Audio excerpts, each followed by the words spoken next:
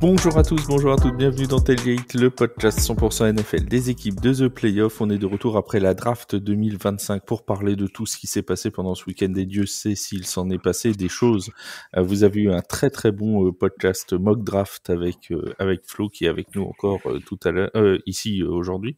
La semaine dernière, c'était la mock draft. Cette fois, on revient sur tout ce qui s'est passé pendant ce week-end. Évidemment, comme on a une petite heure devant nous, on va pas pouvoir parler de tout le monde, hein, ce serait bien audacieux, j'aurais envie de dire, mais on va essayer de balayer les thèmes principaux et notamment le cas Shedeur Sanders, bien évidemment. Yaya n'est pas avec nous aujourd'hui, on le salue, il a pris du repos. Oui, ne fais pas cette tête, Seb, ne fais pas cette tête, on te voit très triste, mais ça devrait bien se passer quand même. Alors, je vous présente quand même l'équipe qui est avec nous pendant toute cette émission, avec le premier choix de cette draft 2025 de TPO. La rédaction sélectionne Seb. Salut Seb, comment tu vas ? Bonsoir Flav, bonsoir à toutes, bonsoir à tous. Le Camoire de TPO. QB des Titans. Je suis honoré, je me montrerai digne de ce first pick, n'est-ce pas ? Oui, donc c'était tout de même l'événement qui nous a tenu un petit peu éveillés ces 3 derniers jours. On va surtout moi. On va surtout toi. Il s'est passé beaucoup de choses, comme d'habitude. On va énormément discuter les choix des uns et des autres. Il faut tout de même rappeler que la draft, ça reste une loterie et que aucun de ces choix n'est assuré de briller et qu'on aura même probablement quelques belles surprises. Et qu'on aura tort. On va raconter plein de bêtises. Oui, non, mais ça, on a l'habitude.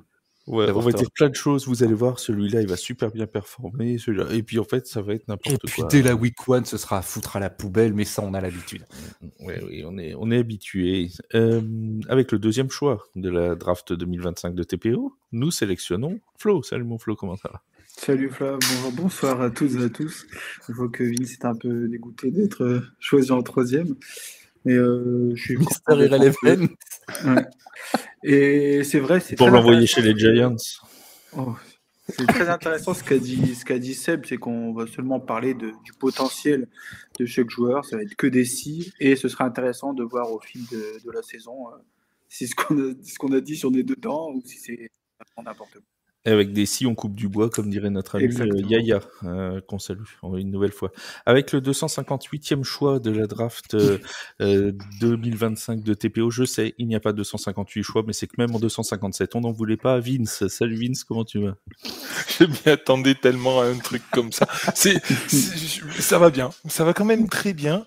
Je suis heureux d'être là parmi vous pour bien montrer aux gens à quel point je suis nul en matière de draft. Donc je suis vraiment là pour ça, pour montrer qu'il y a des gens qui sont calés et des gens qui ne le sont pas. Ben voilà. C'est pour ça qu'on l'a pris un petit le saviez-tu pour commencer. Voilà, je commence comme ça moi. Et oui. Est-ce que vous savez de quelle équipe était le fan qui a dit ça ? That's why I'll never see my team win a Super Bowl during my lifetime. Et pour quel pick de draft c'était ? Ah, c'est un mème hyper connu. Alors déjà, si vous avez compris la phrase en anglais, bravo à vous. C'est pourquoi je ne verrai jamais mon équipe remporter un Super Bowl durant ma vie. C'était sur la draft de cette saison, sur la dernière ? Non, ça date un peu, moins de 10 ans. Moins de 10 ans. Ça me dit rien du tout, là, comme ça. Ah ouais, c'est un même qui est très connu. Mais en fait, qui sont 2017. Non mais à quoi sert cette question ? Juste comme ça, pour se mettre dans le bain un petit peu. Pour dire que les fans disent justement, on peut parler de draft, on peut parler de choses qu'on va voir effectivement, on peut dire on est content ou mécontent des choix de draft. Ce fan-là, au moment de ce pick-là, fan des Chiefs avec Mahomes. Eh ben oui. C'est le fan des Chiefs avec Mahomes, le pick de Mahomes. Le fan, au moment du pick de Mahomes, dit c'est pour ça que je ne verrai jamais mon équipe remporter un Super Bowl. C'est juste pour illustrer le fait que, en fait, on peut penser des choses, mais en fait, le terrain dit souvent autre chose. Et en plus de ça, les équipes ont quand même rencontré les joueurs et ont communiqué avec eux. Et donc, ça leur permet d'avoir un ressenti un peu différent sur leur capacité mentale et pas athlétique. Et il sait me mettre dans le bon bain, Vince, puisqu'on rappelle que lors de cette draft 2017, c'est ça, celle de Mahomes, les Kansas City Chiefs avaient décidé de trade up pour monter, pour chercher Patrick Mahomes juste devant une équipe qui n'était autre que les Saints de la Nouvelle-Orléans. Évidemment. Voilà, c'est comme Comme ça. quoi, ça tient un peu de choses. Comme quoi, bon, la vie, il y en a qui se retrouvent maintenant avec Jake Henner et Spencer Rattler. Bref, comme quoi, la vie tient parfois à peu de choses. Et encore, on n'a pas dévoilé le deuxième tour de draft des Saints de cette année. On va y venir, t'inquiète pas. Oh là là, on va en parler. On va pas te lâcher. Tu penses bien. On va vivre une saison compliquée. Fans des Saints, accrochez-vous, mettez vos ceintures, il va y avoir des turbulences. Alors, on commence par parler évidemment du cas Shedeur Sanders parce que c'est quand même la grosse info. Flo, il est pas là pour parler de Sanders, il est là pour parler vraiment de la draft. Nous, on discute des choses. Je vais laisser pour vous. Voilà, il n'aime pas Sanders. Très fan, non. Voilà, il n'est pas fan de Sanders. Alors, nous, on va parler de Shedeur Sanders parce que c'est quand même la grosse info de cette draft. Shedeur Sanders, pour le rappel, il était projeté. Tu me dis si je me trompe, Flo, il a même été numéro 1 de draft pendant plusieurs semaines pendant la saison universitaire. Après la saison, il était généralement dans le top 3. À 2 semaines de la draft, on s'est dit peut-être que les Saints, avec les problèmes de Derek Carr, pourraient le choisir en 9e position, donc dans le top 10. À la veille de la draft, il était pressenti pour être même potentiellement choisi en 21e position par les Steelers de Pittsburgh.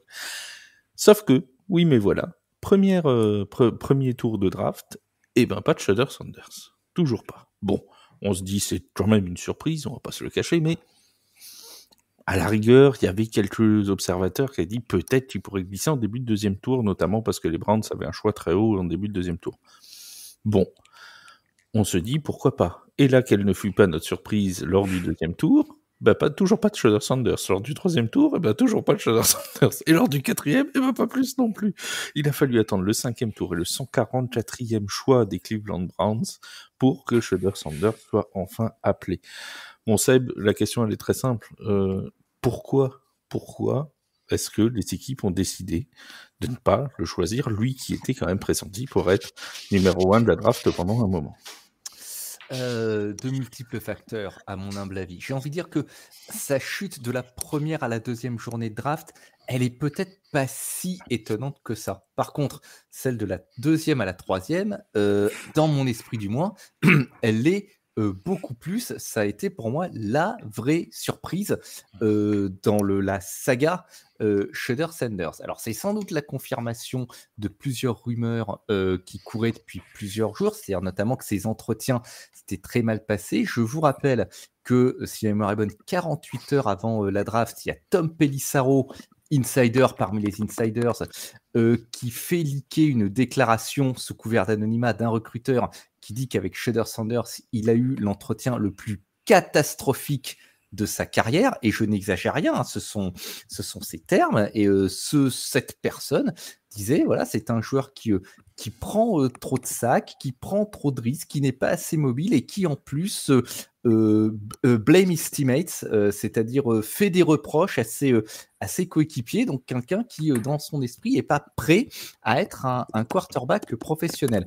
Malgré cela, Andrew Berry, le GM de Cleveland, lui a dit que les rapports avec Shedeur Sanders ont toujours été bons et qu'il a toujours été dans leur plan de draft. Et d'ailleurs, la preuve en est, c'est que pour l'obtenir, ils ont trade up avec Seattle, et qu'ils ont échangé leur 166e et 192e choix. Alors, c'est pas Philadelphie. Avec Philadelphie, pardon. Ouais, peu importe. C'est un trade-up au 3e jour, certes, mais c'est un trade-up quand même. Alors, les raisons, une distraction. Il a peut-être été, je pense, moi, qu'il est perçu comme étant une distraction hors terrain pour les clubs, et les clubs, ils n'aiment pas ça du tout. Et puis, il faut quand même le dire aussi un petit peu, c'est que le club qui a drafté le fils, il va aussi certainement scoltiner le père. Il va scoltiner Deion Sanders, et Deion Sanders, c'est ce qu'on peut appeler un personnage.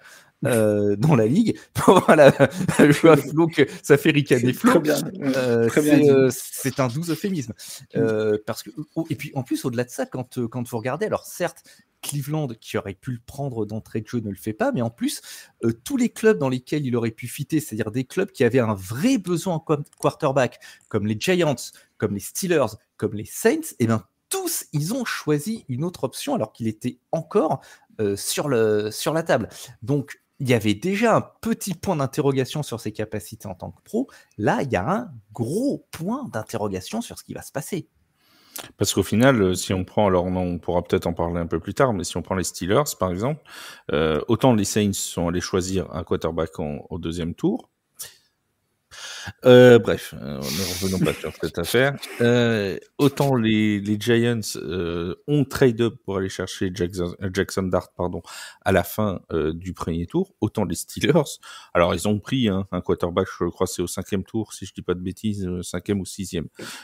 Ils sont allés chercher un quarterback, mais pas quelqu'un qui est prétendu pour être starter là en week 1 2025. Oui. Ouais, sinon je voulais juste préciser qu'ils ont quand même fait un bon choix, je trouve, les Steelers, parce qu'ils ont été chercher Will Howard, le QB de Ohio State, et donc ça peut être un bon choix en 6. Voilà, c'est ça, mais c'est un choix de troisième jour. Bon, voilà. Alors ça ouvre peut-être la porte encore plus à Aaron Rodgers aux Steelers. Hein. C'est pas impossible parce qu'ils ont dit qu'ils auraient 4 quarterbacks au moment du camp d'entraînement. Pour l'instant, ils en ont que 3, même avec le drafté. Donc potentiellement, ça veut dire qu'il y en a un autre qui va arriver. Qui ça, la réponse est pas encore trouvée. Juste sur Deion Sanders, non, sur Shedeur Sanders, Flo, juste ton avis de personne qui suit le collège universitaire. On est d'accord que au 5e tour, on peut considérer ça comme un style. C'est pas un quarterback qui vaut un 5e tour de draft. On est d'accord. Pour moi, les premières annonces de début tour, top 3, top 5, c'était pas un franchise QB. Premièrement, au niveau de son jeu, ce qu'on lui reproche beaucoup, c'est sa mobilité, comme a pu le dire Seb. Il prend beaucoup trop de sacs, malgré le fait qu'il, parfois ça joue aussi avec la ligne, mais il prend beaucoup trop de sacs. Gros problème de lecture de jeu, temps de réaction un peu lent au niveau de temps de réaction, au niveau de la lecture des blitz, etc. Donc il y a plusieurs faits de jeu, il y a un très bon bras, etc. Ça, on va pas dire le contraire. Il y a quelques faits de jeu qui font qu'il a un peu baissé au niveau. Et les autres trucs que j'ai pu constater, c'est déjà premièrement son père. Son père, on sait en plus le bras et à chaque fois qu'il parle, tout le cinéma qu'il a fait autour. Donc ça peut être assez compliqué pour un coaching staff de se taper également le père avec. Ensuite, les trucs qui sont beaucoup revenus à la suite des entretiens, c'est son leadership. On parle beaucoup de son leadership et de ce qu'il pourrait dégager en tant que QB1. Et c'est ce qui aurait pu gêner certaines franchises d'aller le chercher plus haut, quoi. Oui. Et notre ami Shedeur Sanders qui, justement, question pour toi, mon Vince, sera-t-il le futur quarterback titulaire des Browns? Parce qu'on a quand même les Browns qui nous ont fait une petite esbrouffe pendant cette draft. Ils sont allés chercher un quarterback avant Shedeur Sanders, Dylan Gabriel, qui a donc été choisi, si je dis pas de bêtises, au 3e tour. Donc, c'est-à-dire qu'ils ont déjà pris un quarterback lors du 3e tour pour prendre ensuite Sanders au 5e tour. Ce qui fait qu'ils se retrouvent maintenant avec 5 quarterbacks. Dylan Gabriel, Shedeur Sanders, Joe Flacco, Kenny Pickett et Deshaun Watson. Ça fait beaucoup. Ouais, alors ça va être difficile de jouer Madame Irma parce que déjà en temps normal. C'est parce que t'es un homme ou ce serait Monsieur Irma. En plus, avec cette franchise-là, très franchement, c'est vraiment difficile d'aller voir quelque chose. Maintenant, le plan de jeu, je reste convaincu que pique Dylan Sanders à ce moment-là. Shedeur. Oui, pardon. C'est une bonne chose. C'est une bonne chose à ce moment-là. Par contre, moi, j'aimerais vraiment pas être à la place de Dylan Gabriel, qui a été piqué plus tôt. On en a parlé en off avant. Il va avoir, il va certainement se faire passer devant par Sanders au fil de juste le nom. Mine de rien, pour les Browns, c'est quand même une bonne recrue sur le terrain. On l'a dit, on va voir comment il va s'acclimater avec son équipe et comment il va pouvoir jouer avec les autres. Effectivement, ça a été dit avant par mes comparses, mais beaucoup d'inquiétudes vis-à-vis des entretiens qu'il a eu sur le fait qu'il soit très égoïste et qui avec un ego hyper dimensionné qui fait que c'était toujours la faute des autres, jamais la sienne. Ça, Donc, ça on va c'est voir. c'est pas le premier. Enfin, Ah oui, mais là quand même, qu'on c'est la est en train de première fois découvrir qu'on en que entend autant. qu'il y a un joueur qui est arrogant, quoi. C'est la C'est première dingue, fois en qu'on NFL, l'entend il y en a jamais eu. Mieux que, et mieux que de ça, manière Flav. assez collégiale de tous les recruteurs. Mieux que ça, Flav. Un footballeur américain arrogant. C'est Non, c'est pas là. Mais, je la tombe définition, de ma ça. chaise. C'est- Je tombe de ma chaise. Ce qu'il y a, c'est qu'il y a, Qui il y a le plus est nom qui fait- quarterback, tu vois. C'est il y bon. a, il y a le nom qui fait caisse de résonance. Forcément. Ouais, En c'est plus, ça. ouais. Voilà. Je pense qu'il s'est pris l'éclatement de sa bulle médiatique en pleine face, en fait. Exactement. C'est-à-dire que Ouais. l'arrogance, c'est une chose, mais tout le cérémonial qu'il y a autour, tout ça, ça a fini par saouler les gens. Et je Le pense live Twitch, tout. voilà. Et je pense que le papa qui dit aussi, grosso modo, il y a que moi qui sais le faire jouer, donc comprenez si vous prenez mon fils un jour ou l'autre, faudra me prendre Je comme serai dans les coach. parages, ouais. Quelqu'un, on va prendre les Saints à Nouvelle-Orléans, un cas que je connais bien. Au Ils viennent hasard. d'aller chercher Kellen Moore. Tu vois, ils l'ont dit textuellement, t'as 3 ans pour refaire une équipe à ton image et pour ramener les Saints au moins en haut de la NFC Sud. Franchement, vous les voyez aller prendre Shedeur Sanders en disant possiblement Kellen Moore dans un an, bye bye, on va mettre Deion Sanders à la tête de l'équipe. Jamais de la vie, jamais de la vie.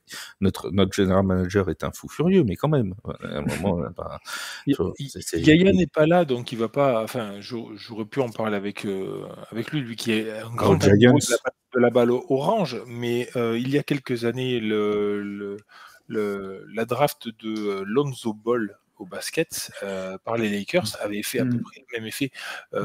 Lonzo Ball a été drafté par les Lakers, mais avec un gros poids de son paternel et je crois qu'il y avait 2 équipes avant qui ne l'avaient pas sélectionné en disant clairement que le père était trop important pour Ball et ils n'avaient pas envie de se mêler de ça, d'avoir quelqu'un qui gérait les affaires.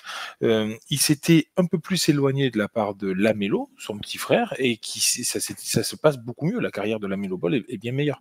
Donc laissez-les un peu ces athlètes être seuls, voler de leurs propres ailes. Je pense que Shedeur Sanders n'a pas besoin de son père pour être bon, et je pense que ça lui fera beaucoup de bien aussi d'essayer de se dédouaner un peu de cette image-là. Maintenant, pour revenir à la question initiale, le fit me semble quand même relativement bon. Ok, c'est un 5e tour. Ok, il a perdu beaucoup d'argent de par cette bulle médiatique justement, parce que entre un pick 5 et un 5e tour et un pick 1er tour, il y a beaucoup de millions d'écart. Il y a 13 millions d'écart. Voilà. Mais par contre, je pense que c'est peut-être la meilleure équipe pour être sélectionnée aussi tard et avoir potentiellement un rôle de QB starter en début de saison, parce que pour moi, il y en a peut-être un aussi qui doit faire la tête, c'est peut-être Joe Flacco. Je pense pas qu'il ait beaucoup de minutes cette saison. Oui, je pense que à son âge. Oui, je pense que. Oui, mais je sais pas s'il était vraiment venu pour ça, donc je sais pas. Mais il se retrouve avec 5 QB dans la QB room. Alors quand il est venu comme free agent, il savait que les Browns étaient en recherche d'un QB à la draft. Il tombe pas de sa chaise non plus, Joe Flacco. De quoi? Pas 2. Oui, non, mais enfin, il a tout le respect sur notre ami Dylan Gabriel. Je pense qu'il a pas trop d'inquiétude. Joe Flacco à son âge. Il va pas jouer une minute. Voilà. Je pense que lui, il s'est dit, à la rigueur, ils vont prendre Sanders en 2, ou ils vont prendre Jackson Dart au 2e tour. Mais il savait qu'il y aurait un QB qui serait choisi dans les premiers tours. Joe Flacco, il est pas stupide. Ne serait-ce pour une raison toute simple, il est plus tout jeune. Il suffit qu'il se blesse. Tu te retrouves, t'as Kenny Pickett derrière, tu vois, mais il savait qu'ils allaient prendre quelqu'un pour faire le nombre, c'était certain du côté des Browns. Donc il le savait. Je pense que Joe Flacco savait très bien en s'engageant qu'il y aurait un QB qui serait prêt à la draft. Ouais. Autant Kirk Cousins l'an dernier s'en doutait pas forcément pour les Falcons, autant cette année Joe Flacco, je pense que lui il le savait. Très honnêtement. Tu voulais dire quelque chose, mon Seb? Alors, officiellement, et d'après les déclarations de Stefanski, le poste de titulaire, il est ouvert. Oui. Pour lui, il n'y a pas encore de décision prise. C'est normal, il est beaucoup trop tôt. Après, ça va être compliqué lors des training camps de vraiment diviser les reps par 4, de donner 25% des reps à chacun. Donc, on va assez rapidement voir quelle hiérarchie se met en place. Je suis d'accord avec toi, Flav. Je pense que Flacco, même si on en a parlé longuement, trop longuement, il y a 2 semaines. N'hésitez pas à retrouver notre podcast d'il y a 2 semaines, l'excellent podcast où on a passé 45 minutes sur Joe Flacco. Je pense pas qu'il était venu pour jouer les premiers rôles. On s'est un petit peu posé la question au regard de la très bonne saison qu'il avait fait avec eux il y a 2 ans de cela, mais une fois de plus, cette année-là, il vient en pompier. Oui, c'est un bout de saison qu'il fait. Voilà, déjà c'est un bout de saison et il vient en pompier parce que tout le monde est sur le flanc. Je crois qu'il y a 4 QB sur le flanc cette saison-là et que lui il est le 5e et qu'il faut quelqu'un derrière le centre. Et bon, coup de bol. Heureusement, ça marche. Et ça marche même plutôt bien puisqu'ils accrochent les playoffs cette saison-là. Mais l'avenir de Cleveland, ça peut pas être Joe Flacco. Soyons sérieux 2 secondes. Et puis là, il y a un vrai choix en fait entre Joe Flacco qui a une très grande expérience, Joe Elite Flacco pardon, qui a une très grande expérience dans la NFL, Shedeur Sanders qui est un jeune qui quand même, quoi qu'on en dise, est un jeune prometteur, et Kenny Pickett qui a quelques expériences en NFL mais qui est beaucoup plus jeune que Joe Flacco. On a vraiment 3 profils complètement différents. Là pour le coup, Kevin Stefanski, il a le choix, quoi. Moi, je mettrais pas Dylan Gabriel en dehors de la course. Ah oui, non, je peux le comprendre. Certainement pas starter day one, etc. Mais moi, je l'écarte pas, même s'il a des choses qui. mais on peut le mettre avec Shedeur Sanders comme jeune prometteur, tu vois. C'est dans la même catégorie. Le fait qu'il soit un petit peu undersized parce qu'il mesure 6 foot, donc c'est 1m80 à la grosse, et ouais, pour un QB, c'est un petit peu, mais on en a vu d'autres. Il a peut-être ses chances quand même. Du moins, je pense qu'il va défendre ses chances au camp d'entraînement. Est-ce que les Browns de Cleveland, c'était la meilleure équipe pour Shedeur Sanders, parce que on en parlait en off avec Vince. C'est quand même très rare dans l'histoire de la draft qu'un 5e tour de draft ait une chance réelle d'être starter week 1. Ça doit quand même pas être, c'est pas tous les ans, ça c'est certain, et ça a quand même pas dû arriver souvent non plus.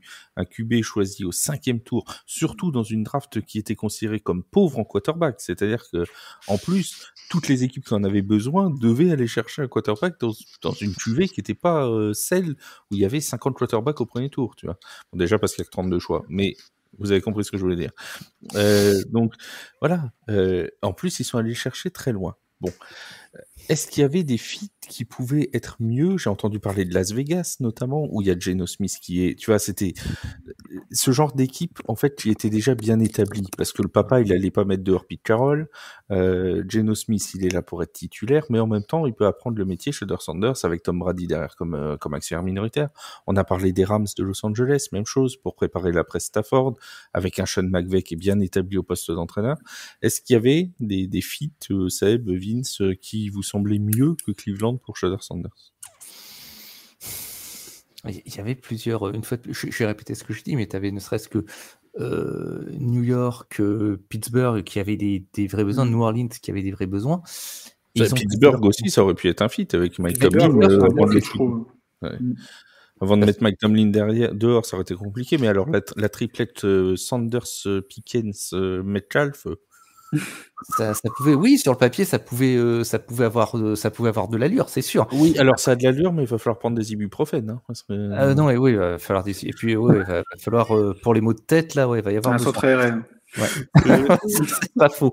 Mais après, effectivement, il a une chance d'être titulaire. Peut-être pas Day One, mais il a une chance de prendre la place parce que, alors une fois de plus, je vais pas lui faire insulte, mais Kenny Pickett starter en NFL, si ça marchait, ça se saurait.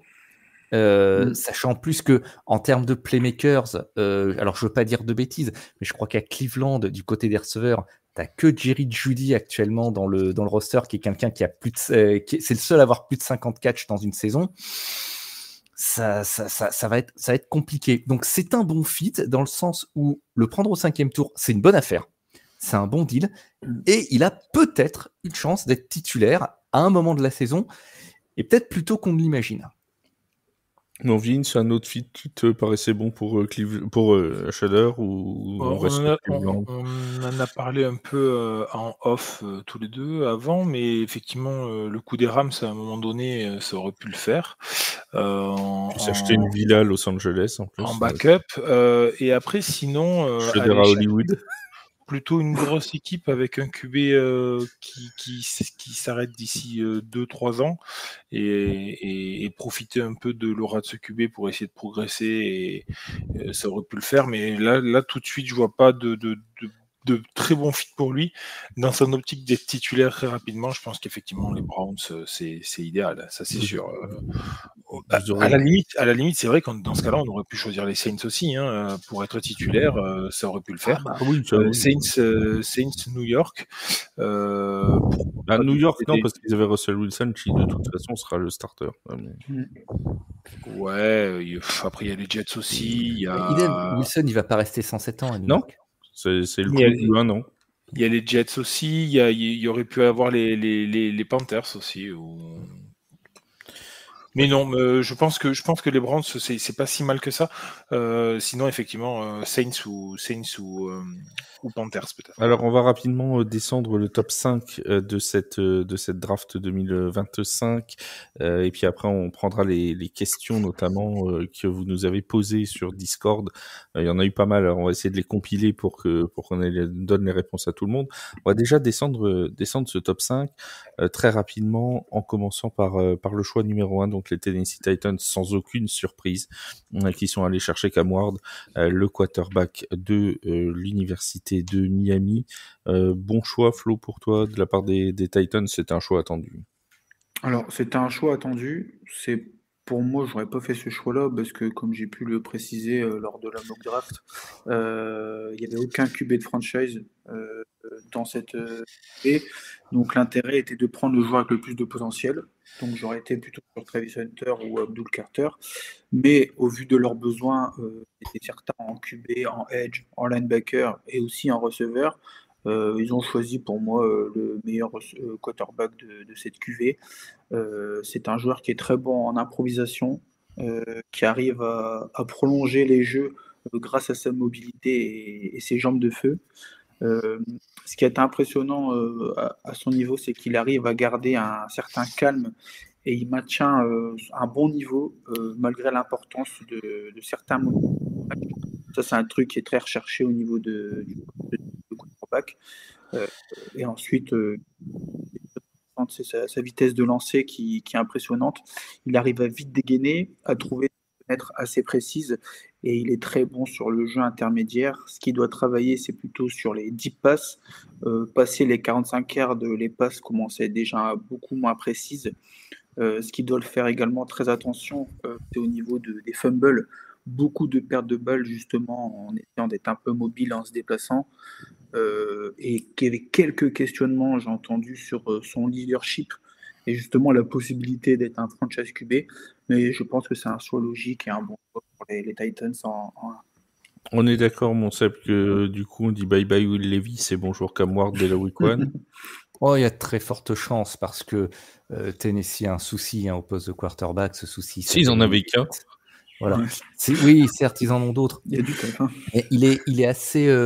C'est une franchise dans laquelle tout est à reconstruire. Comme tu l'as souligné, Flo, ils avaient d'autres besoins. Mais quand tu as le first pick, tu vas prendre un quarterback si tu as un besoin en tant que quarterback. Cam Ward, il pourra très certainement, du moins on l'espère, ouvrir l'attaque de Brian Callahan, notamment grâce à sa mobilité et à sa capacité à lancer sous différents angles. Il est très très bon pour lancer à l'opposé de ses rollouts, c'est-à-dire enrouler sur la droite et lancer sur la gauche. Ça, c'est particulièrement appréciable. Il est patient dans la poche. Sa capacité de décision a progressé lors des 3 dernières saisons. En revanche, côté playmakers à Tennessee, c'est quand même pas la joie parce que du côté des receveurs, en dehors de Calvin Ridley, si, t'as Tyler Lockett pas maintenant. grand-chose. Il y a Tyler Lockett Ouais. qui est arrivé, certes, mais il est plus de première jeunesse, hein, l'ami Tyler. Donc, Il est plus jeune que nous tous. Enfin, pas Flo, mais que les autres. I beg to differ. Donc, ça va peut-être être. On va voir s'il va se heurter à ce mur des playmakers ou si, avec Callahan, ils vont réussir à construire quelque chose avec ce qu'ils ont, parce qu'après tout, le coaching, c'est ça, hein, c'est aussi de faire avec ce qu'on a. First pick logique pour moi. Vince, tu veux ajouter quelque chose ou on passe au deuxième? Juste très rapide Ouais. et rebondir sur ce que disait Seb, effectivement, sans playmaker, c'est compliqué, sans ligne non plus. Là, il y a un semblant de ligne quand même chez les Titans, donc à voir ce qu'on va être capable de faire. L'ouverture, effectivement, la plus grande qualité de Cam Ward, c'est de pouvoir lancer à gauche alors qu'il part sur la droite. Au niveau d'une défense, c'est super dur à lire et on s'y attend vraiment pas, donc ça peut lui permettre d'ouvrir un peu le jeu. On passe au deuxième choix. Alors, deuxième choix qui appartenait aux Browns de Cleveland, mais il y a eu un trade-up de la part des Jacksonville Jaguars, qui ont donc décidé, en échangeant notamment leur premier tour de la saison 2026, de monter de 3 rangs. Alors, on discutera sur le trade juste après, parce qu'il y a eu vraiment débat sur est-ce que c'était un bon trade de la part, un bon coup de la part des Jaguars ou pas, surtout de la part d'un general manager tout jeune, qui vient d'arriver en poste, qui a tenté donc ce coup de poker. Il n'en reste pas moins qu'on disait avant la draft que les Jaguars avaient des besoins en tant que receveur, avaient des besoins du côté des cornerbacks. Ils ont décidé de faire une pierre deux coups en prenant Travis Hunter, Vince. Travis Hunter, alors là, effectivement, il coche les deux cases et après, ça m'étonnerait qu'on le voit jouer des deux côtés du ballon. Alors, les Jaguars ont dit qu'ils, pour eux, leur objectif, c'est de le faire jouer des deux côtés du ballon. Ouais, alors maintenant, j'attends de voir comment ça va se passer effectivement pour lui. Il va falloir qu'il se spécialise aussi, forcément. Maintenant, c'est effectivement un très très bon pick. Et je ne parlais juste du pick, hein, on va pas parler du trade maintenant. Mais le pick, de toute façon, c'est lui qui le voulait. Hein, s'ils ont trade up, c'est vraiment ça là-dessus qu'ils avaient basé leur draft. Je trouve l'apport vraiment très intéressant. J'attends de voir. Moi, je le vois plus en tant que défenseur qu'attaquant, mais ça reste une possibilité de faire des jeux un peu spéciaux, de rajouter des cordes, des différentes cordes à l'arc de cette attaque qui des fois est un peu compliqué. Non, je pense que c'est un très très bon ajout au roster des Jaguars. Reste à ce qu'il confirme, mais bon, ça c'est pour tout le monde lors de la draft. J'espère pour lui et pour les Jacks que tout va bien se passer, quoi qu'il arrive. Je pense qu'il a tout en bagage pour y arriver et j'espère que ça va le faire pour lui. Alors vous le savez pas, mais Seb nous a quittés pendant que Vince parlait. Seb a décidé de partir vers d'autres cieux. Peut-être s'est-il endormi pendant cette longue diatribe, mais il va sans doute revenir. Sans aucun doute, il reviendra à un moment ou un autre. Mon cher Flo, est-ce que Travis Hunter, toi, tu le vois plutôt attaque, plutôt défense, et est-ce que c'est un bon choix pour Jacksonville? Alors, je suis tout à fait d'accord avec ce qu'a dit Vince juste avant. Pour moi, c'est plus un corner qu'un receveur. Je pense qu'il va jouer corner la saison prochaine et qu'il aura quelques reps en tant que receveur. Déjà, premièrement, je pense que s'ils ont été le chercher, les Jags, c'est qu'ils avaient un besoin de hype, qu'on parle un peu d'eux. On sait ce qui va amener ce joueur en plus de ses qualités. Au niveau de ses qualités intrinsèques pour jouer pour le poste de cornerback.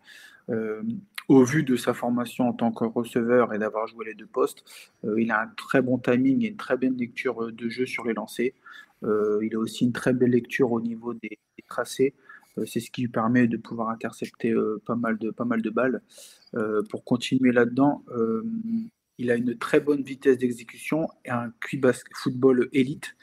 Justement, ce qui lui permet de pouvoir contrecarrer un peu les jeux des QB adverses. Au niveau du reste de ses qualités, il a de très grosses qualités athlétiques. Justement, c'est ce qui lui pose parfois un peu problème à vouloir trop compter sur ses qualités athlétiques et de parfois sur certains jeux ne pas rester très discipliné.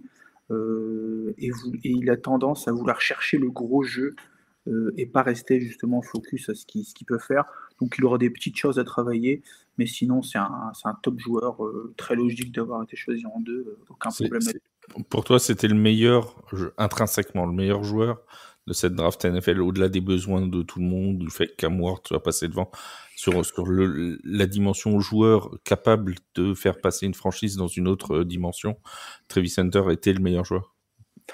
Pour moi, il y a débat avec Abdul Carter, parce qu'on va en reparler juste après, mais Abdul Carter a commencé en tant que linebacker à la base. Il est passé ensuite en edge.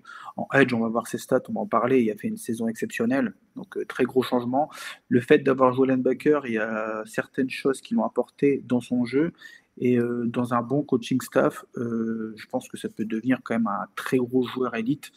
Donc il y avait duel entre les deux avec Travis Hunter et Abdul Carter. C'était au niveau des choix de chacun.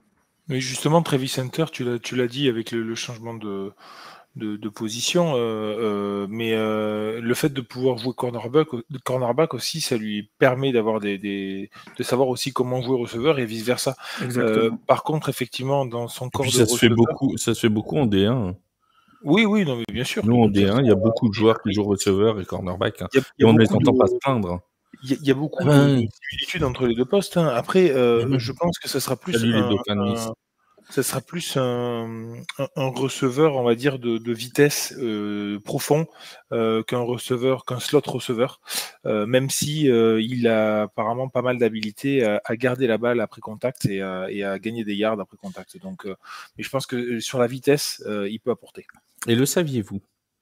Rien dans les statuts de la NFL n'empêche un joueur d'être rookie défensif et rookie offensif de l'année.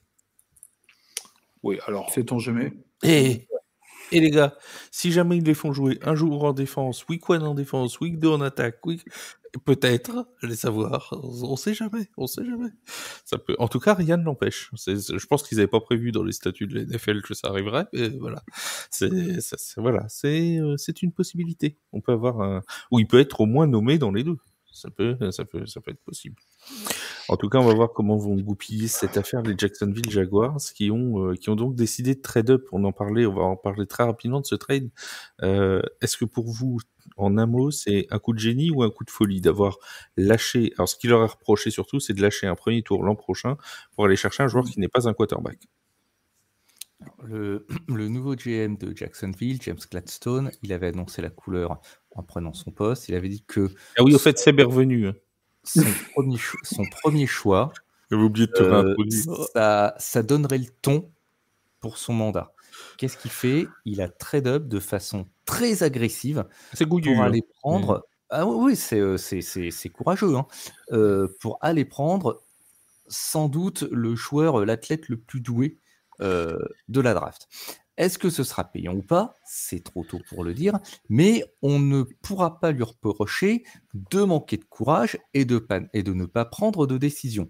On lui a donné pour mission de reconstruire la franchise. Il relève le gant en draftant un des très très gros noms de cette promotion. Il donne, semble-t-il, une arme offensive de choix à Trevor Lawrence. Peut-être également une star en défense. A priori, le plan, c'est d'en faire un starter en attaque et probablement de le faire entrer sur des packages en défense et voir s'il sera à l'aise. Il a les moyens de le faire, parce que Travis Hunter, il a quand même à son actif 9 matchs dans sa carrière NCAA où il a joué 120 snaps au total. C'est considérable. En offense, on avait entre 60 et 80 les jours où ça va bien. Voilà. Donc, 120 snaps sur un match, je vous laisse imaginer, il l'a fait 9 fois. Effectivement, ce qu'on lui reproche, c'est d'avoir lâché le first round de 2026. Sans compensation, c'est surtout ça qui est reproché. Voilà. Sans compensation.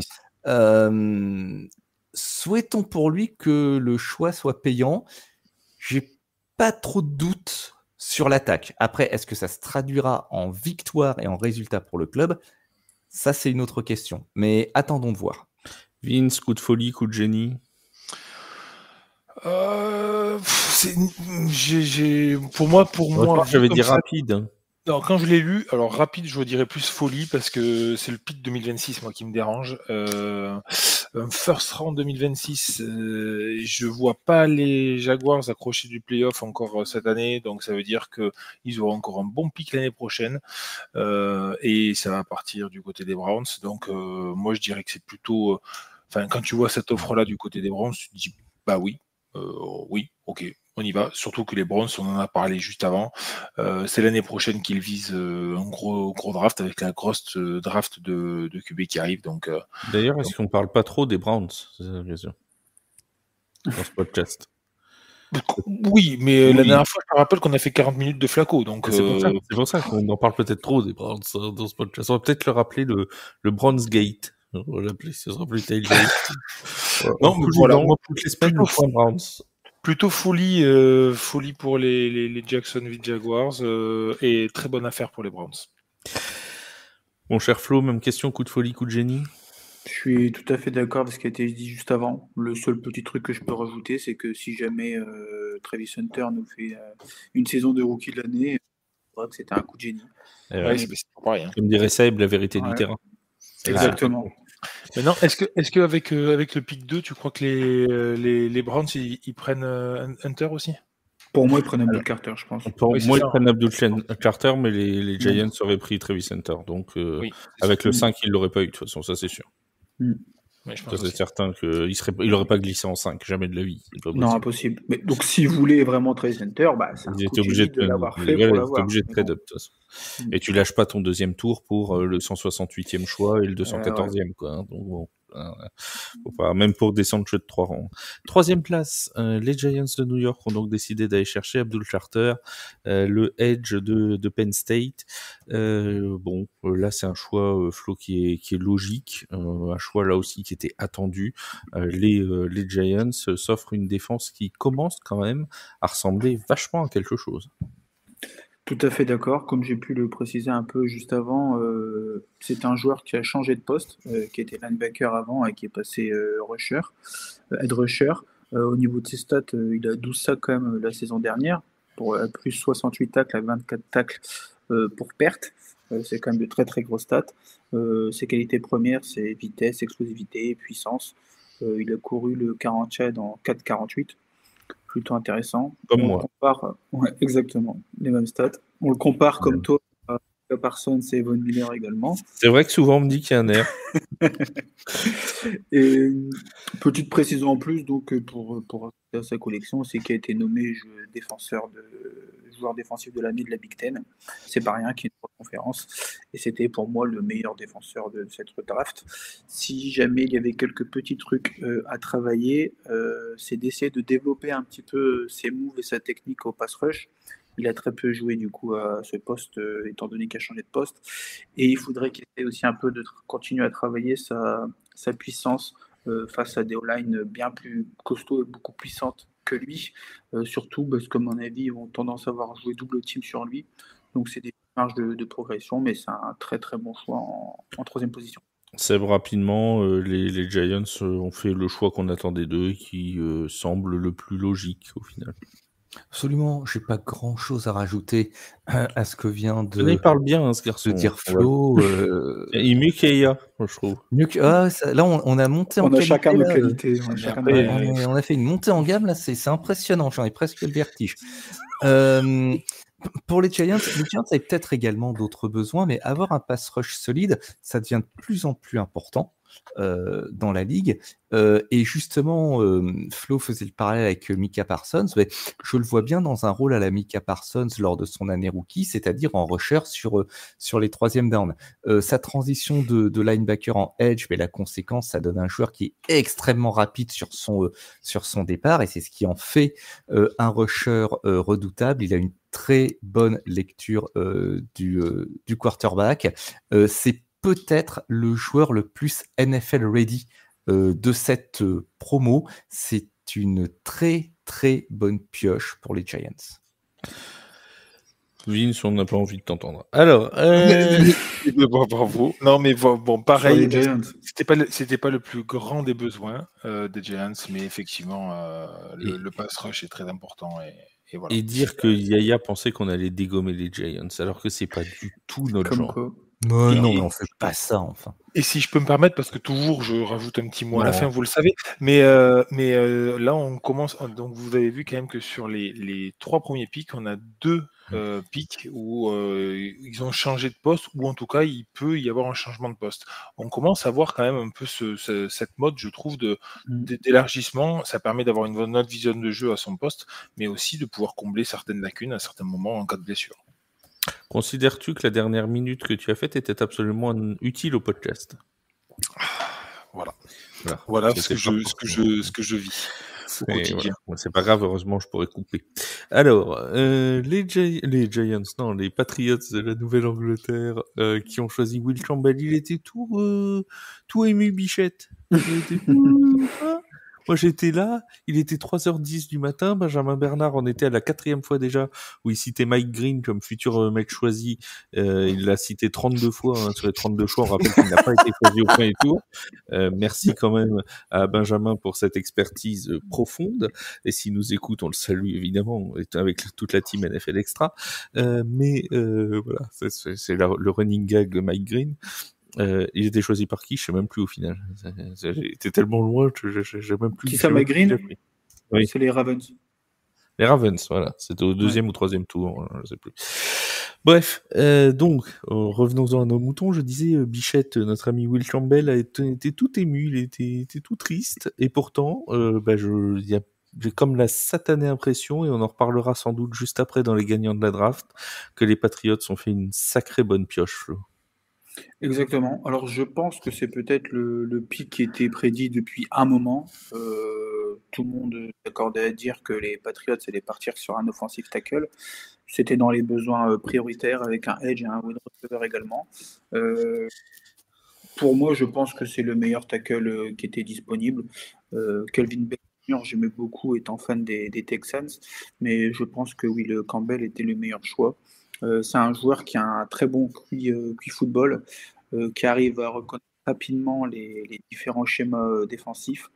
Il a une capacité, c'est que même quand il arrive à être battu par le rusher adverse, il arrive bien avec des mains très puissantes à se repositionner et à maîtriser le rush de l'adversaire.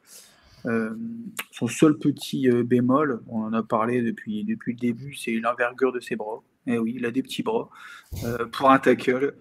C'est triste, mais c'est comme ça. C'est triste, mais malheureusement, c'est comme ça. C'est un petit peu un problème pour lui, surtout face aux head rushers qui sont plus longs, qui ont plus grande envergure et qui peuvent parfois réussir à le rusher avant qu'il ait pris la bonne position préférentielle.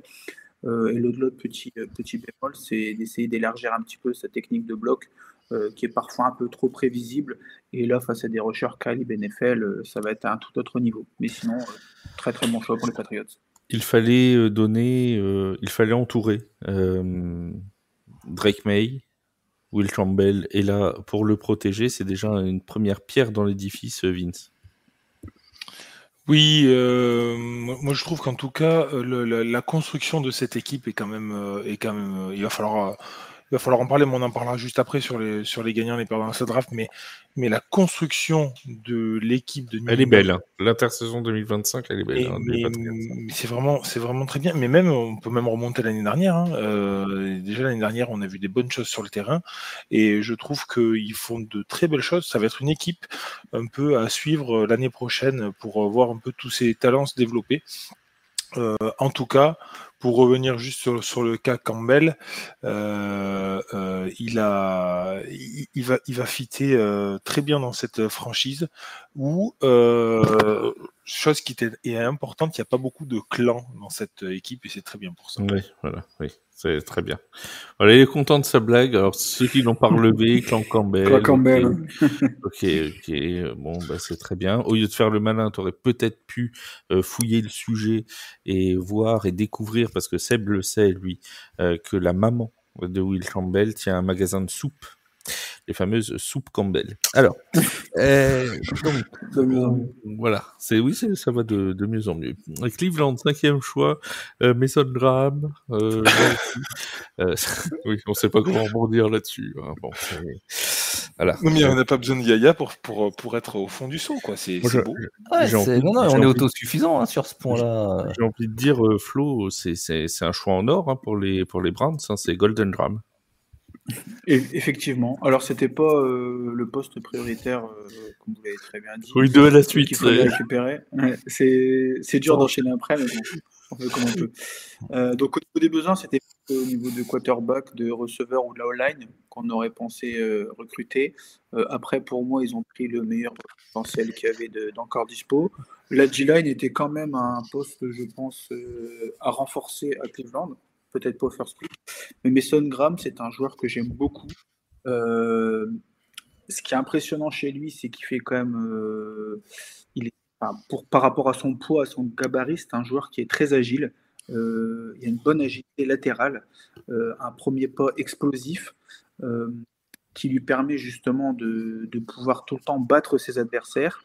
Et on l'a même vu souvent battre leur adversaire en double team. Grâce à une très bonne reconnaissance des jeux. C'est un joueur qui est puissant, c'est un joueur qui est méchant dans le contact, qui aime aller au combat.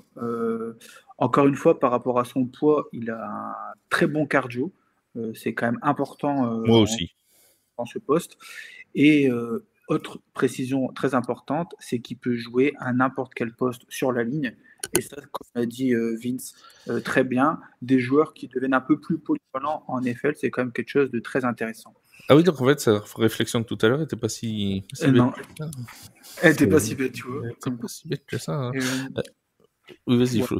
Je voulais juste préciser un petit peu, comme j'aime bien un peu rajouter au niveau des faiblesses et des choses à travailler, ce qui est important chez lui, c'est qu'il doit faire attention à garder sa régularité dans l'ensemble des jeux. Parfois, on l'a vu un peu être nonchalant et laisser passer un peu trop facilement un coureur. Faut qu'il fasse gaffe à travailler là-dessus. Et au vu de son poste, s'il va un petit peu jouer à différents postes sur la ligne, essayer d'améliorer un peu ses techniques et son arsenal de pass rush, pardon. C'est ce qui pourrait faire de lui un joueur élite en NFL. Alors, on a, en plus, il serait élite avec Joe Elite Flacco, ce serait dingue. On a Graham, on a Garrett, du côté de Cleveland en défense. Seb, en fait, on est parti sur une stratégie de si on prend pas de points, on perd pas de match.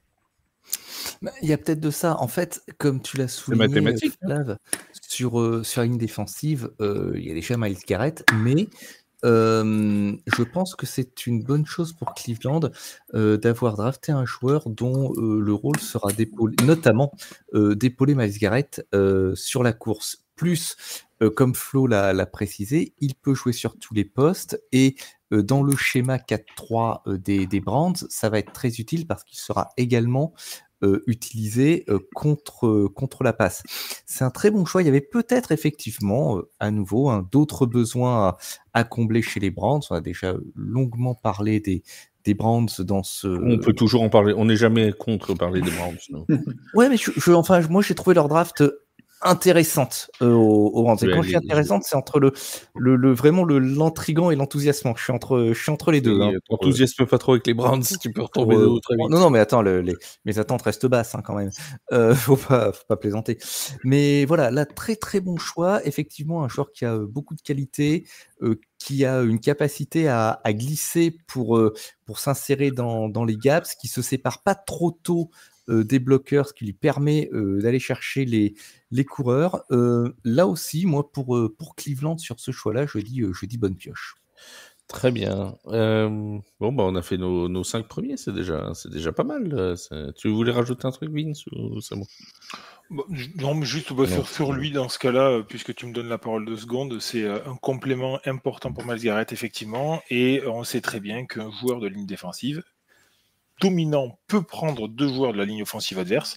Avec un rookie aussi haut, ça peut faire du dégât. On va avoir quand même un sacré duel 2 fois dans la saison entre les Browns et les Bengals.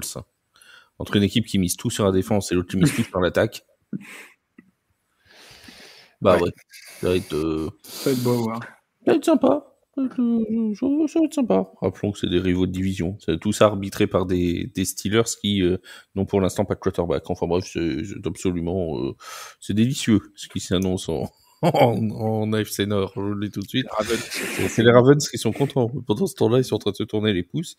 D'ailleurs, tiens, j'ai une question de Broudante, je voulais la poser en fin de podcast, mais sur notre Discord, qui nous dit Will Howard contre Mason Rudolph aux Steelers, vraiment, c'est le choix qu'ils proposent à leurs fans, pour d'interrogation.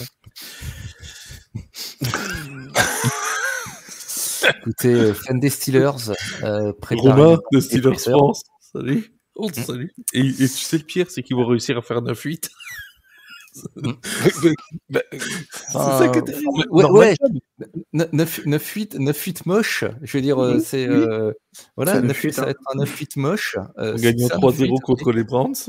Mais voilà, ouais, ça va être des victoires à 3-0, 10-3, etc. Bon, voilà. Soyez pas dépressifs, les gars. On est avec vous. Hein. Faut que vous le sachiez. Il y aura pire niveau franchise cette année. Voilà. Et dites-vous qu'il y aura pire. Oui. Je peux déjà vous donner le nom de certaines qui ne font pas 9-8, surtout d'une. Coucou la Louisiane. Voilà. Ça, je n'ai rien dit. Donc, qu'est-ce que je voulais... Ah oui, la suite du programme, c'était notre justement Non, tu veux faire les styles en premier ou on fait les bonnes surprises, Flo? Tiens, fais les styles de la draft. Allez, fais les styles de la draft. Mais fais peut-être faisons 3, parce que 5, on va avoir... Ouais. 5, ok. On va finir à 3h du matin. Après, je vais juste citer brièvement les deux premiers. Oui, vas-y. C'est simple. Jihad Campbell. Alors, je précise, attends, parce que j'ai mal lancé le truc. Je précise que là, tu vas nous donner donc les styles de la draft. Qu'est-ce qu'un style pour ceux qui ne sont pas au fait de la chose? C'est des joueurs qui, pour toi, ont été choisis peut-être un peu bas ou un peu loin dans l'ordre de draft et qui pourraient être très performants. Exactement. Alors voilà, pour commencer, crescendo, Jihad Campbell, le linebacker, qui pour moi, normalement, devait être top 20.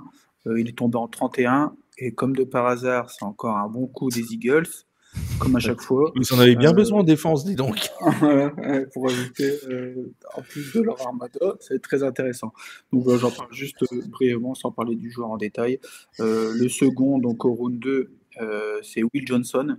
Le cornerback qui est tombé chez les Cardinals, qui était potentiellement un des meilleurs cornerbacks de cette draft. Malheureusement, à cause de blessures, de plusieurs blessures et d'autres, certains faits de jeu, il a un peu descendu. Mais voilà, c'est important de le préciser. Ensuite, on arrive aux 3 derniers. Donc le premier, si on en a parlé brièvement tout à l'heure, c'est Mike Green, le edge de Marshall. Benjamin Bernard. Exactement, c'est pour toi. Donc, il est tombé au round 2 en 59e choix. Et comme par hasard, encore une équipe qui drafte bien aussi, donc les Ravens. Je l'ai précisé lors du mock draft, parce que c'est un joueur que j'avais drafté en plus au premier tour chez les Chargers. Son plus gros souci, c'est qu'il a Marshall dans une conférence très faible. Il a fait des stats un peu gonflées, impressionnantes. Voilà. Après, ça fonctionne dans le même sens que Ashton Genty, qui était aussi dans une conférence de merde, mais qui a sali les stats. Alors, attends. Je t'arrête tout de suite immédiatement sur Ashton Genty et sur la, je cite, conférence de merde de Boise State. Je rappelle, et je salue nos amis fans des Paris Musketeers, que Jalen Anderson, le nouveau quarterback de notre franchise, vient de Boise State. De là-bas. C'est la meilleure équipe qui soit en NCAA, voilà. L'équipe est très bonne, la conférence, c'est pas trop ça. Mais voilà. Donc, c'est un peu le même paradoxe qu'on peut donner, c'est qu'il a des très grosses stats. Il a fait 17 sacs quand même la saison dernière, comparé à un Turner qui a été choisi par les Bengals, Stewart, qui a fait 1,5 sacs la saison dernière et 4 dans toute sa carrière. On voit la différence de stats. Son autre problème, c'est qu'il a beaucoup de soucis extrasportifs qui peuvent parfois aussi bloquer les équipes et, de ce que j'ai entendu, une mentalité et un sérieux un peu compliqué. Faut rappeler qu'il est quand même très jeune, il a 20 ans. Enfin, Baltimore, il n'aura pas grand-chose à faire. Hein. Ouais, à Baltimore, c'est un peu mort à Baltimore. C'est clair. Et, au niveau de ces deux, il a un premier pas ultra explosif. Il a un répertoire de moves ultra impressionnant. La limite de taille par rapport au tackle, il a des mains ultra puissantes et des effets de levier ultra bien exécutés. Il a des grosses qualités athlétiques, c'est un gros moteur. Il a des changements de direction élite. C'est ce qui arrive à lui permettre justement de bien cadrer les quarterbacks adverses et le permettre de faire quand même 17 sacs la saison dernière. En plus du fait qu'il soit pas très sérieux, il a quand même un bon QI foot. Il compense grâce à ça. Et ça lui permet d'avoir des bonnes anticipations sur les des quarterbacks adverses. Donc je pense que d'être choisi au deuxième round, surtout en 59e, c'était un très bon choix pour les Ravens. Donc pour continuer à aller...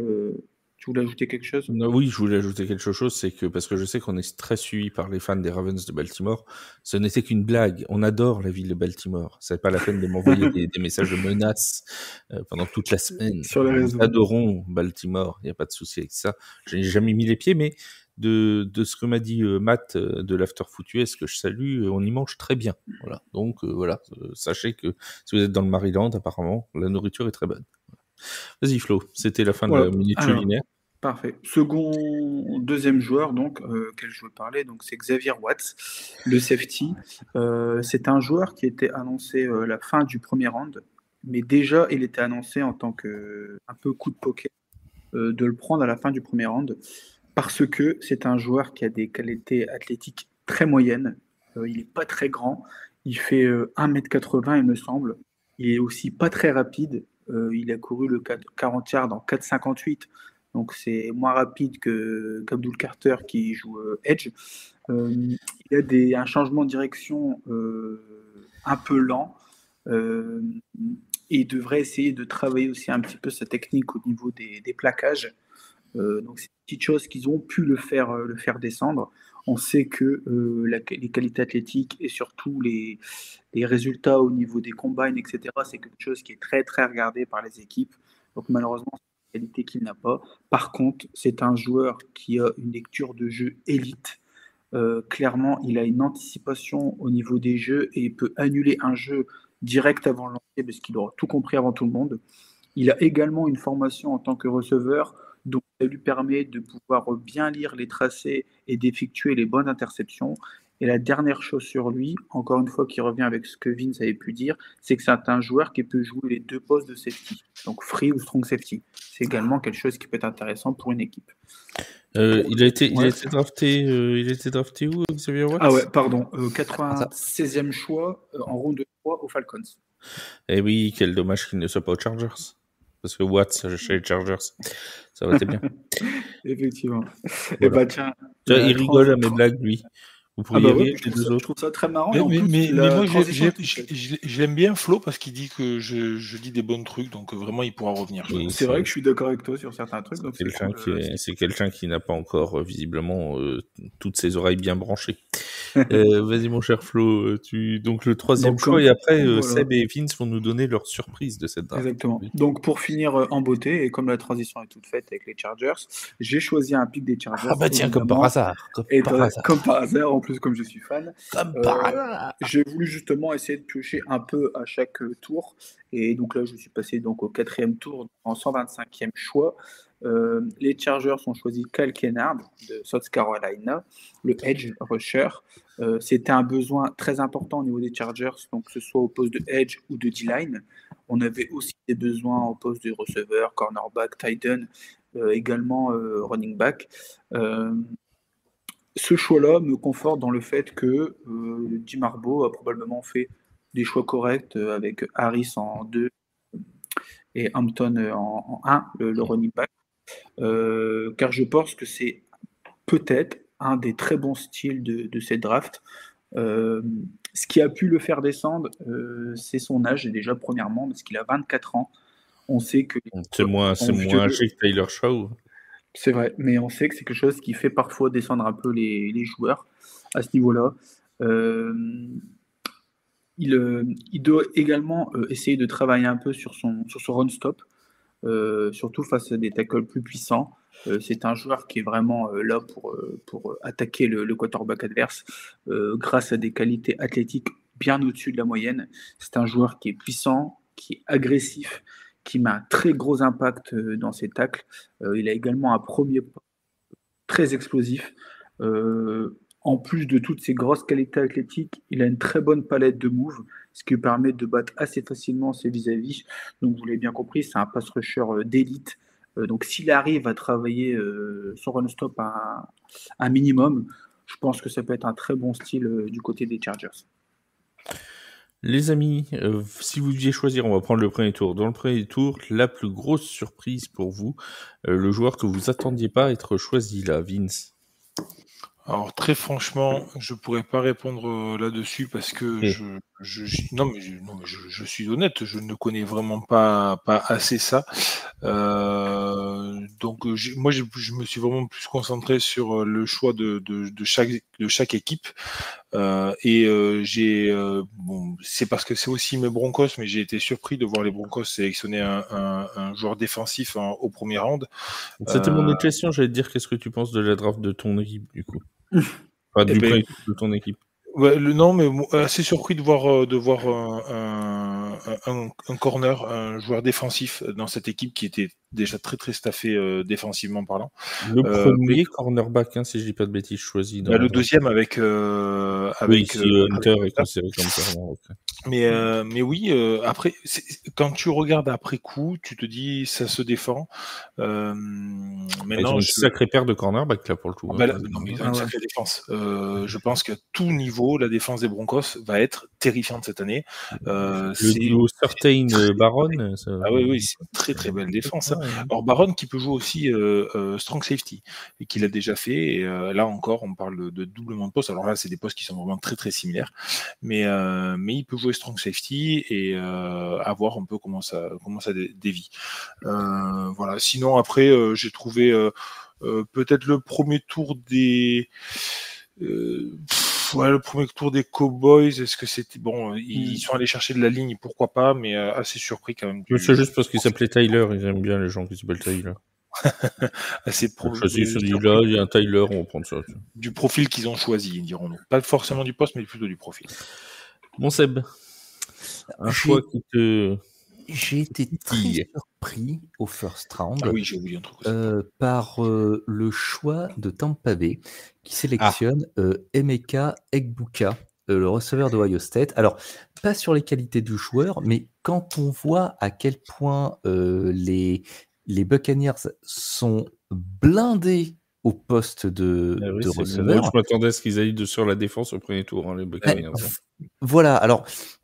Peut-être qu'ils redoutent que Evans et Godwin soient vieillissants, mais ce qui peut se comprendre, il y a Jalen McMillan qui est là et qui semble prometteur, mais mettre leur first round sur un receveur, est-ce que c'était pas un petit peu haut pour eux ? Après, je pense pas que ce soit un mauvais choix ni même un mauvais fit. Non, parce que souvent les receveurs d'Ohio State, c'est pas mal, en effet. Oui, c'est pas mal. Et puis, on sait que c'est des receveurs qui réussissent assez rapidement à s'adapter au jeu NFL. C'est plutôt la pertinence de ce choix-là à ce moment-là qui me fait me gratter un petit peu la tête. Justement, je me disais que quand moi j'ai regardé, parce que j'ai regardé la draft en intégralité, et je me disais, avant qu'ils fassent leur choix, Jihad Campbell aurait pu être un choix pour les Buccaneers qui avaient des besoins au poste de linebacker. Ça pouvait être un fit qui pouvait être intéressant, et c'est vrai que voir Egbuka choisi là, c'est surprenant. Mais d'ailleurs, pour en rejoindre les receveurs et la conférence NFC et la division NFC Sud, Macmillan voir être choisi par les Panthers 108, il y avait pas beaucoup de mock draft qui l'envoyaient là, notre ami Macmillan. On avait parlé d'autres besoins, notamment de Jalen Walter pour les Panthers. Ils ont décidé aussi de partir en attaque. Alors ça se comprend, parce que Adam Thielen est un peu vieillissant. Ils avaient choisi Xavier Legette l'an dernier, qui a fait une saison moyenne. Là, ils ont encore renforcé le poste de receveur avec Hunter Renfrow qui est arrivé cette nuit. Mais c'est vrai que ce choix de Macmillan peut sembler aussi un petit peu surprenant. Macmillan top 10, Flo, toi, ça te perturbe pas? Non, Macmillan top 10, c'est plus au niveau. Il avait été appelé, il avait été possiblement chez les Saints aussi pendant un moment. Il était là autour de 8-15. Voilà. C'est plus Tyler Booker en 12. Tyler Booker en 12. Qui me semble un peu étrange. Et aller chercher Shemar Stewart en 17. alors ça, le choix c'est celui-là aussi, c'est celui-là que je voulais dire aussi. le choix des Bengals, c'est boom or Je bust. comprends pas trop. En fait, ce que je comprends, c'est que encore une fois, la NFL se joue beaucoup sur les stats, et les qualités athlétiques, etc. Il a fait une combine de fou. Ils l'ont comparé, je me souviens plus exactement, mais je crois qu'il avait les mêmes stats que Myles Garrett au niveau des qualités athlétiques. Donc en fait, c'est ça qui a totalement sauvé sa carrière, sa saison très médiocre. Mais de là à le voir en 17, moi pour vous dire au niveau de la mock draft, je l'avais pris en 28 aux Lions parce que je trouvais que j'avais besoin d'edge et je me suis dit tenter un coup fin de premier tour, pourquoi pas. Mais là d'aller chercher en 17, surtout dans une équipe qui a d'énormes besoins défensifs. C'est limite, faut la défense repose sur lui si Trent Hendrickson s'en va. C'est quand même, c'est quand très même étrange. C'est risqué de la part des Bengals. Ça peut marcher, mais c'est risqué. Si ça marche, on dira c'était très bien, hein, mais y a pas de souci. Il y a eu aussi le débat, bon, on va pas tous les faire, mais le débat Colston Loveland du côté des Bears, beaucoup attendaient à ce que Tyler Warren soit le premier tight end choisi, et je sais que notre ami Vince est un spécialiste des tight ends. D'ailleurs, j'étais très content parce que j'ai vu que les Broncos en avaient choisi un moment. Je me suis dit, tiens, ça va faire plaisir à Vince, il doit être en train de courir tout nu pendant ce 6e tour de la draft. Oui, tout nu.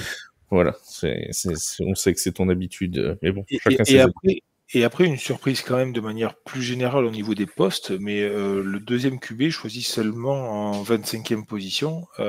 C'est pas tous les ans qu'une classe de draft voit seulement le deuxième QB en 25e. On savait que c'était une classe pauvre en quarterback. Ouais, mais de là à prendre quand même Josh Dart en 25e, vraiment aussi loin? Ah oui, aussi loin, oui. Jackson Dart, même, je pense qu'il aurait dû être au début de deuxième tour. Je sais même pas pourquoi ils ont trade up. Il était projeté début de deuxième tour, Jackson Dart. Pour moi, ça a été une surprise qu'il soit pris aussi haut. C'est bien la confirmation que la promo de QB était pauvre. Moi, je pense que les Giants ont eu peur que les Browns prennent Jackson Dart au début du deuxième tour.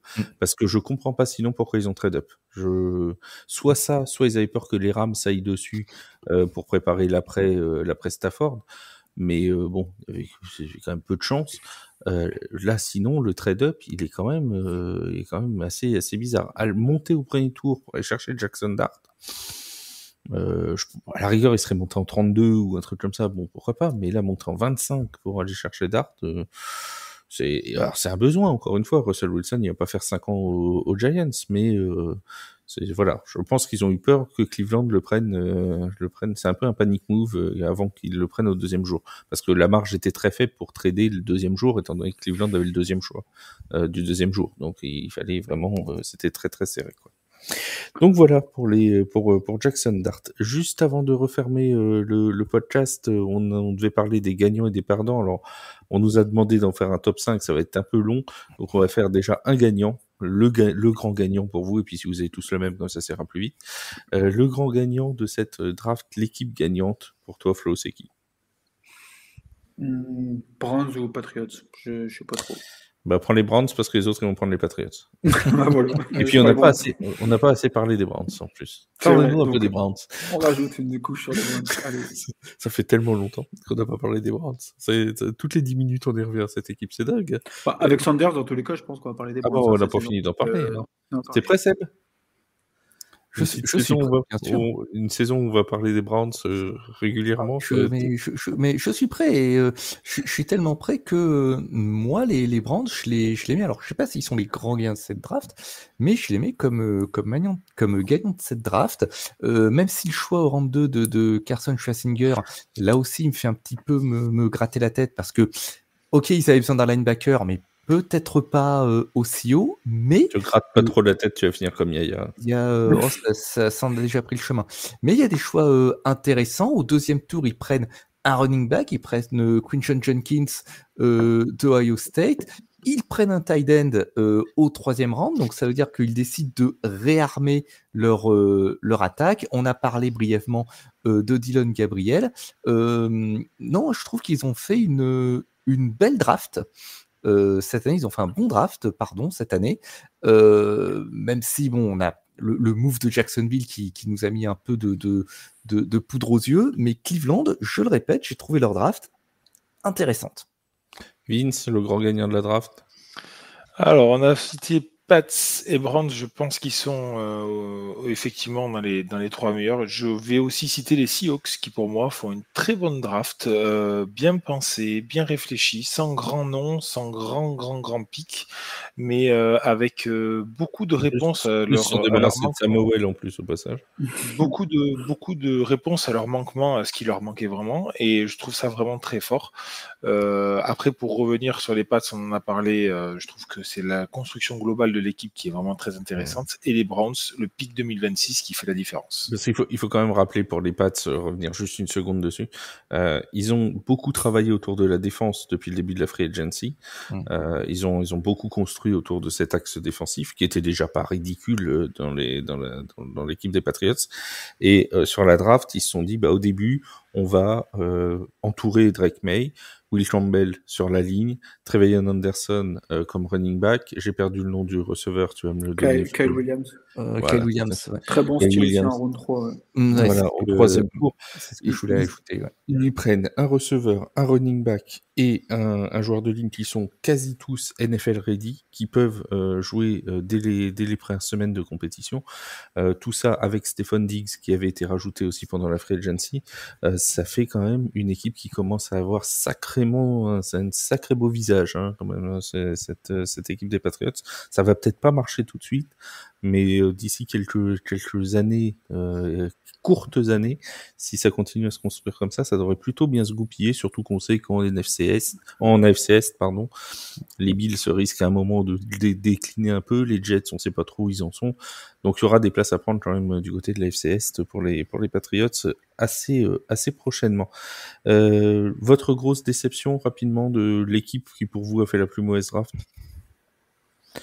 Personne. Et vous savez que c'est un vrai débat dans la rédaction. Non, mais c'est compliqué à dire. Ouais. Dans la rédaction, il y a un vrai débat parce qu'on a du mal à trouver une équipe qui a fait une draft pourrie, en fait. Non, mais on va dire pourrie, non, mais déceptive, moi je dirais plutôt. Ouais. Pas pourrie, mais déceptive. Les Falcons qui n'ont rien apporté et peut-être aussi les Dolphins. Voire les Falcons, même c'est pareil. J'ai pas trop cherché un petit peu plus de Steelers. Le trade-up des Falcons là en fin de premier tour, j'ai du mal à saisir l'affaire. Surtout quand tu prends Jalen Walker. Oui, si tu prends Jalen Walker, il a un peu le même profil pour en jouer les deux postes. Alors attention, s'ils font ça aussi, c'est qu'ils ont eux des insides. S'ils le voulaient vraiment, ils savaient que bien sûr, il allait partir avant. Ils le voulaient vraiment. Il allait partir avant leur pick. C'est sûr, mais ils ont eu la chance d'avoir Jalen Walker en 15. Clairement, alors que ça faisait, il était prévu top 10. Ils ont de la chance de l'avoir en 15 et derrière tu vas trader pour prendre un joueur du même poste. C'est quand même bon, c'est un choix quoi. C'est une équipe qui t'a déçu.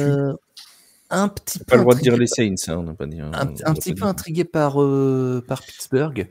Qui certes a un gros besoin sur la ligne défensive et qui a drafté Derrick Harmon d'Oregon, defensive tackle, et puis c'est un petit peu dans la tradition des Steelers d'aller chercher des joueurs de tranchée dans les premiers tours, mais quid de ce besoin pressant au poste de quarterback? Alors il récupère Will Howard au 6e tour. Dit Brudant, il te l'a dit, un choix Will Howard, Mason Rudolph, ça te plaît pas? C'est compliqué comme mec. Non, ou alors le dossier Aaron Rodgers est plus avancé qu'on l'imagine et on le sait pas encore, du moins pas officiellement. J'espère pour mon article qui est prêt depuis 6 semaines déjà. Mais je suis assez intrigué par là aussi par leur. Alors pas dans le même sens que pour Pittsburgh. C'est assez curieux parce que leur choix en particulier au first round fait sens, vraiment, au regard de leurs besoins, mais il y en a un autre qui est criant.